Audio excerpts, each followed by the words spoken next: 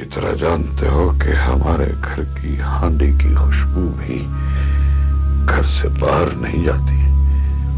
अंदर की बातें अंदर ही रहना चाहिए। कहा जाता है कि जब इंसान के पास दौलत और शोहरत आती है तो अच्छे बुरे की तमीज खो देता है। दौलत और शोहरत का नशा इस कदर सर चढ़कर बोलता है कि इंसान अपने रिश्तों को भी दांव पर लगाने से गुरेज नहीं करता। वो नशे में जिस चमन को आग लगाता है वो सारी जिंदगी उस आग के शोलों में झुलसता रहता है, लेकिन जो नुकसान उसने किया होता है वो पूरा नहीं कर पाता। ऐसा ही कुछ अफजाल अहमद ने भी अपने करियर के उरूज पर किया। दौलत और शोहरत की फरावानी ने उन्हें भटका दिया। वो शादीशुदा होने के बावजूद मुआशकों में पड़ गए। एक नामवर अदाकारा से मोहब्बत और फिर उसे घर लाकर बीवी को जलाते, जिस पर उनकी बीवी बेटी को साथ लेकर घर से चली गई। अफजाल अहमद ने किस नामवर अदाकारा से मुआशका चलाया, चाहते हुए भी क्यों उस अदाकारा से शादी ना कर सके। पहली बीवी की आह लगने से अफजाल अहमद किस तरह लाचारी और मोहताजी की तस्वीर बने, ये सब कुछ हम बताएंगे आज की इस वीडियो में।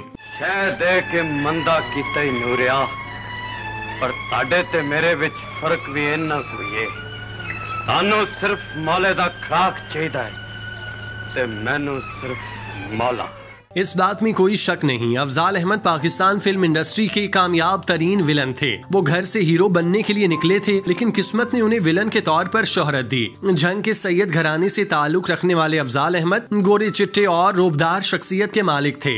एचिसन से पढ़े होने की वजह से वो अंग्रेजी, उर्दू और पंजाबी फरावानी से बोलते। उस वक्त इंडस्ट्री में ऐसे बहुत कम अदाकार थे जो इतने पढ़े लिखे थे कि उनके लिए उनकी खूब आओ भगत की जाती। अफजाल अहमद ने जब फिल्म इंडस्ट्री में कदम रखा तो इस दौरान घर वालों ने उनकी शादी रिश्तेदारों में कर दी, जिससे उनकी एक बेटी पैदा हुई। लेकिन अफजाल अहमद पर शोहरत का भूत इस कदर सवार था कि उन्होंने शादीशुदा और बेटी का बाप होने के बावजूद अपनी दिलफेंक तबीयत पर काबू न पाया। वो इस अमर से वाकिफ थे कि इंडस्ट्री में मकबूल और दौलतमंद होने की वजह से अदाकाराएं उन पर मर मिटने को तैयार थीं। चुनाचे इस मकसद के लिए उन्होंने अपना शिकार तलाश करना शुरू किया और जल्द ही उनकी तलाश मकबूल अदाकारा बहार बेगम पर खत्म हुई। दोनों ने एक दूसरे के साथ अपनी मोहब्बत का आगाज किया, जिसकी गूंज इंडस्ट्री में फैल गई। फिल्मी सहाफी सुफियान अली आफाकी मरहूम ने अपनी किताब फिल्मी अलफ लैला में ये लिखा कि बहार बेगम और अफजाल अहमद का अफेयर इंडस्ट्री के लिए हॉट टॉपिक बन चुका था। सब लोग ये बात जानते थे कि बहार बेगम और अफजाल अहमद एक दूसरे के साथ अपना ज्यादा वक्त गुजारते हैं। हालांकि बहार बेगम इस बात से वाकिफ थीं कि अफजाल अहमद शादीशुदा और बच्ची के बाप हैं,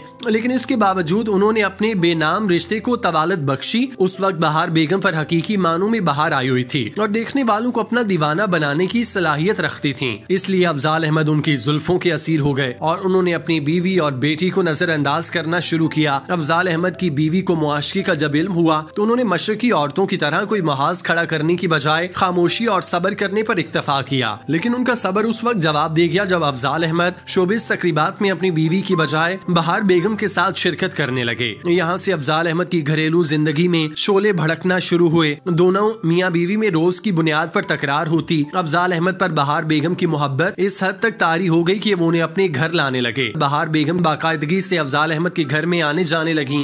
ये सूरत हाल अफजाल अहमद की बीवी के लिए नाकाबिले बर्दाश्त थी। चुनाचे उन्होंने उनसे अलहदगी इख्तियार की और अपनी बेटी को लेकर अमेरिका चली गईं। कहा यह जाता है कि उन्होंने अमेरिका में दूसरी शादी करके खुशी की जिंदगी गुजारना शुरू की और फिर यहाँ से अफजाल अहमद के बुरे वक्त का आगाज हुआ। जानी को इस बेहूदगी का मजा चखा देंगे। आपको जानी से उलझने की जरूरत नहीं। आप फिक्र न करें मिर्जा साहब, हम आज इससे मकान खाली करा लेंगे।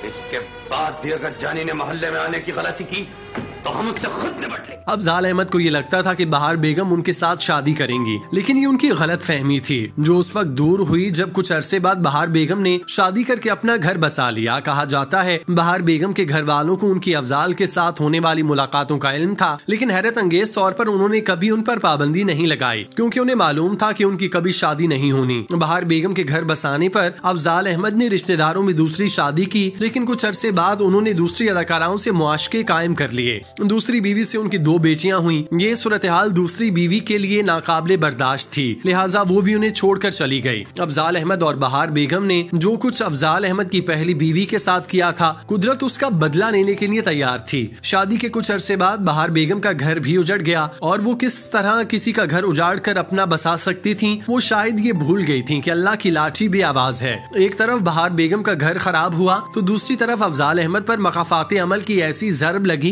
कि नवंबर 2001 में उन्हें फालिज का शदीद अटैक हुआ, जिससे उनकी जान बच गई, मगर आवाज हमेशा के लिए चली गई। वो जिस आवाज से इंडस्ट्री पर राज करते थे, अल्लाह ने उनसे वापस ले ली। उसके बाद अफजाल अहमद का करियर और शोहरत डूबते सूरज की मानिद ढलता चला गया। स्क्रीन पर अपना चांद बखेरने वाले अफजाल अहमद लाचारी और कसम पुरसी का निशाना बन गए। वो चलने फिरने से माजूर हो गए। उन्हें व्हील चेयर के जरिए एक जगह से दूसरी जगह ले जाया जाता। वो जब किसी से मिलते तो पहले हंसते फिर रोने लग जाते। वो दूसरों को अपनी बात समझाने की कोशिश करते और ऐसा करते उनके चेहरे पर मायूसी और कमजोरी साफ दिखाई देती। वो 21 साल तक इसी तरह माजूरी की जिंदगी गुजारते रहे और बिल आखिर आज के दिन अल्लाह पाक ने उन्हें तमाम तर तकलीफों और आजमाइशों से आजाद करके हमेशा हमेशा के लिए अब्दी नींद सुला दिया। वक्त बड़ा बेरहम है प्रोफेसर, जिसे हम अपने बेटे का दुश्मन समझ रहे थे, वो हमारा भी पुराना दुश्मन निकला। फिल्मी मौरखीन ये दावा करते हैं कि अफजाल अहमद को उनकी पहली बीवी और बेटी की खामोश शाहें ले डूबी। वो उस वक्त अपनी दौलत और शोहरत के नशे में थे। उन्हें लगता था कि ये सब कुछ हमेशा ऐसे ही रहेगा, लेकिन ऐसा कुछ ना हुआ। उनके पास शोहरत रही, ना ही उनके पास साथ रहने वाले। उन्होंने जिंदगी में जो पैसा कमाया था वो उसे देख देख कर रोते थे, क्योंकि वो उनके किसी काम का नहीं था।